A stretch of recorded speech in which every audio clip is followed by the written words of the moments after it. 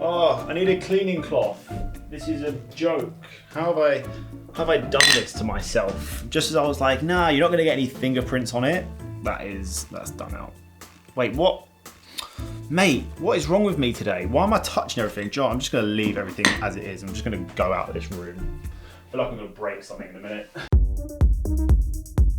What is good, everyone, and welcome back to yet another video. As you can tell, I'm in a very, very good mood due to last night's antics. As you can tell by the thumbnail and the title of this video, I have been using one specific brand of variable ND filter for the past year and a half, 2 years now, and I've been using it for all of my YouTube videos, all of my client work, pretty much any video work or video related stuff I do.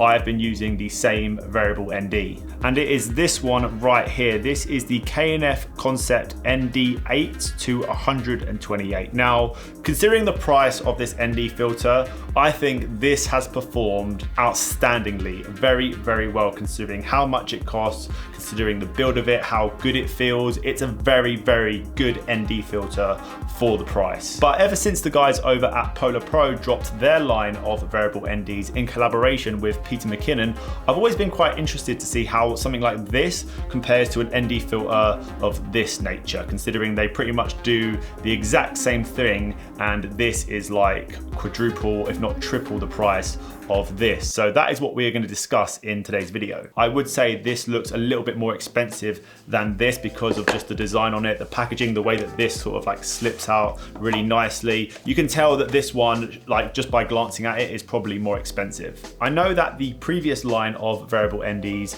that PolarPro did in collaboration with Peter McKinnon came in a much bigger box, and there was a lot more going on inside it, whereas I feel like they've just completely like scaled it down to the size of a regular box. You get an ND, which is actually quite good because you don't want a huge box when you buy a product that's like that big.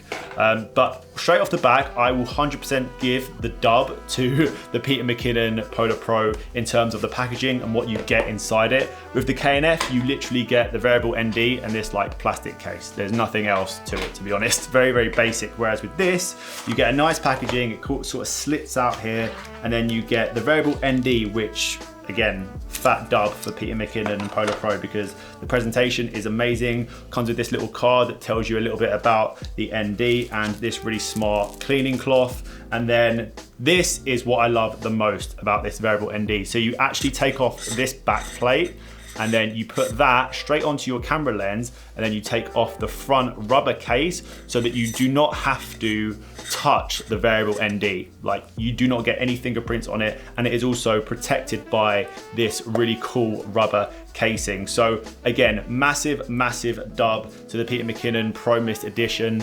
I can understand completely why this costs as much as it does because of, you know, the packaging, everything around it, and the actual quality of the product. Like, it's really, really nice. It's sleek. It's got the stop so you can feel it, whereas this, it just like slides about, so you don't actually know, you know, what ND you're at. You could be at ND8 or you could be at ND 128 and you wouldn't have a clue. I also want to say that this isn't sponsored or anything like that. No one paid me to make this review. I bought this and I bought this. I have reasons for buying both of these NDs, which I'll get into later on in the video, but I just thought it'd be cool to make this video comparing the two products and showing you, or if anyone is like sort of concerned or want to know about what ND is better to get, that's why I pretty much made this video, mate. Looking into both of these NDs, this one, the Peter McKinnon PolarPro, is a 2 to 5 stop variable ND, and this one, the K&F Concept, is a ND 8 to 128. Now, for me, the dub goes to this, simply because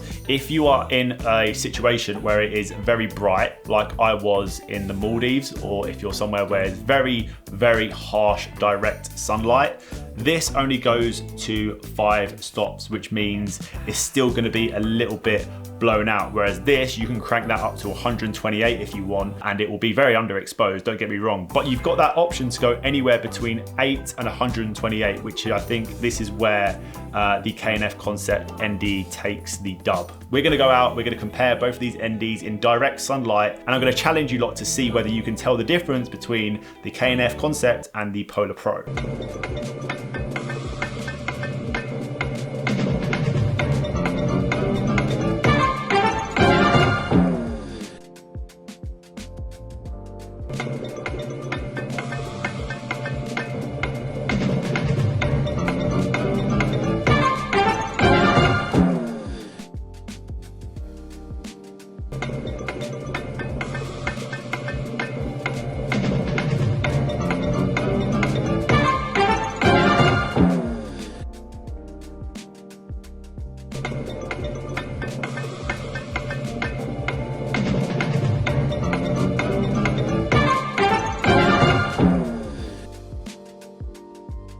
I have noticed as well that the PolarPro Peter McKinnon gives you a lot more warmer tones in the ND and a little bit more color over the K&F concept. I don't see a huge noticeable difference between the two, apart from the fact that this one can go way lower, which is where this one takes the dub for me, because if you're in a situation where it's really harsh sunlight, why are you making a noise? Be quiet, I'm gonna turn you off. If you're in a situation where you're in really harsh sunlight and you can't go any lower than 5 variable ND, F, whatever you call it, where you can't go lower than stop 5, you're in a bit of a pickle, let's be honest. Now onto the reason why I actually purchased this in the first place, and it is because it is a mist edition. It is a Pro Mist, which means it gives off diffusion as well as an ND, which means it gives off much softer highlights in the image and everything looks a little bit more cinematic. If you actually look at a Tiffany Pro Mist filter, especially an 82mm, so I actually have this for my 24-70 G Master, which is a lens that I have been using in and out non-stop over the past couple of months. I really wanted a Mist edition Pro Mist filter for that lens, and it is an 82mm thread, which means they're going to be quite pricey on Amazon. I think they're around 110, 120 pounds for just a Pro Mist filter. Considering this is a Pro Mist as well as an ND, I thought that's actually pretty good, considering it's 2 to 5, which means I can use it at night, whereas if you use this at night, then it's just going to be so underexposed. You're pretty much getting a 2-in-1 package with this variable ND, which again is another reason why I can justify the fact that it is way more expensive than just a regular variable ND. Now onto what I think you should do. If you are a YouTuber and you're making videos and you're just starting out and you need a variable ND, I would 100% go for this, simply because of the price, and honestly it's not the biggest difference. If you are in a market and you have just started film and photography and you cannot afford to spend 250 plus pounds on a variable ND and it is not in your price region, then do not buy this. The only reason why I have this is because I do videography as a profession, I do YouTube as a profession, and I really needed the assets that this gave off as well as this. Like I mentioned before, the fact that that is a mist edition.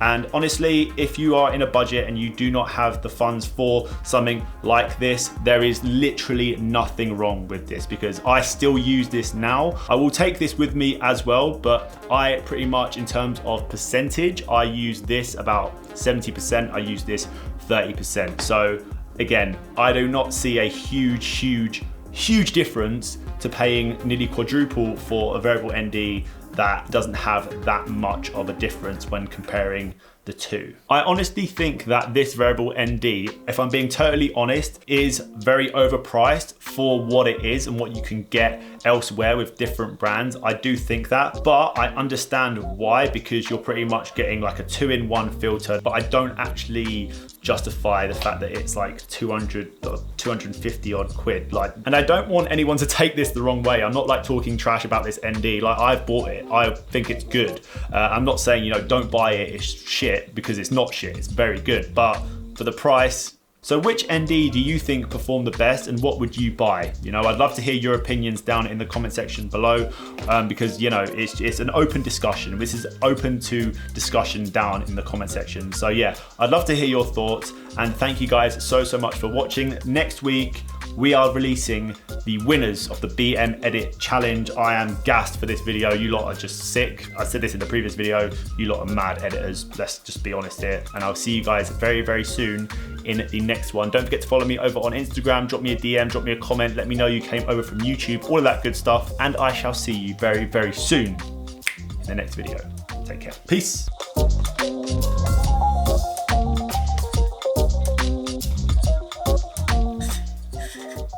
How much do you have to turn this to get this thing off? Oh no! Dead! Finger mark on the ting. Oh mate, come on.